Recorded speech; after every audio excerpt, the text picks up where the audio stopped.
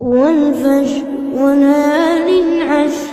والشفع والوتر والليل إذا يسر هل في ذلك قسم لذي حجر ألم تر كيف فعل ربك بعاد إرم ذات العماد التي لم يخلق مثلها في البلاد وثمود الذين جابوا الصخر بالواد وفرعون ذي الأوتاد الذين طغوا في البلاد فأكثروا فيها الفساد فصب عليهم ربك صوت عذاب إن ربك لبالمرصاد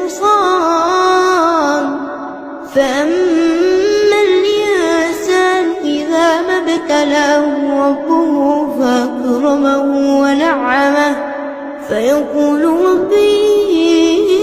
أكرمن وأما إذا ما ابتلاه فقدر